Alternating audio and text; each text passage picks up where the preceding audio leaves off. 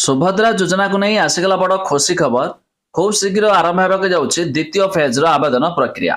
प्रथम फेज्रे अर्थात 4 तारिख आप्लाय स्टार्ट होईछि।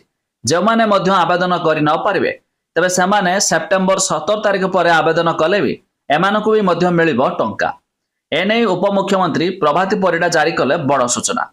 आसंतु संपूर्ण अपडेट जानिबा ता पूर्वरु वीडियो को लाइक करंतु, सब्सक्राइब करनथिले एबे सब्सक्राइब करी पाखर थिबा घंटी चिन्ह को दबाई दिंतु। देखंतु एबे एक बड़ अपडेट आसुछि सुभद्रा योजना नहीं उपमुख्यमंत्री प्रभाती परिडा प्रतिक्रिया। सुभद्रा पाई भिड़ जमांतु नाही।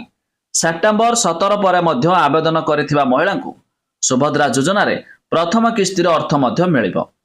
अजथारे तरबर होई भिड़ करंतु नाही कि काहा कथारे पड़ी भ्रमित होंतु नाही।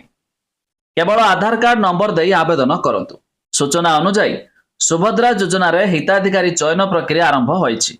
एथिपाई 4 तारिख योग्य हिताधिकारी आवेदन फॉर्म ग्रहण होईछि। तेबे आवेदन प्रक्रिया आधार कार्ड को गुरुत्व दिया जाउथिबारु जनसेवा केंद्र एमिति कि पोस्ट ऑफिस सामने तमाम मध्य भिड़ देखा मिलुछि। तेबे 4 तारिख आवेदन प्रक्रिया आरंभ होईछि। आई 17 तारिख रे आसबाकु जाउछि प्रथम किस्तीर 5000 टंका।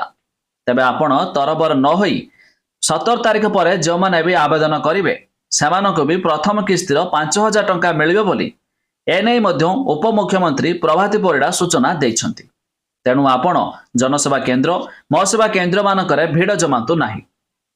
जेतेबेले भी आपण आवेदन करिवे आपण मध्य एथिरो भी टंका पाई पारिबे। हेले 4 तारिख परठारु जे माने आवेदन करिसंती ए सेप्टेम्बर 17 रे सेमानको आसीबाकु होछि प्रथम किस्तीर 5000 टंका। तेबे अधिक जानिया पाई एमिति कि फॉर्म को आपण डाउनलोड करिया पाई वेबसाइट रो लिंक आमे डिस्क्रिप्शन रे देइछु। आपण माने जाई मध्य चेक कर देई पारिबे।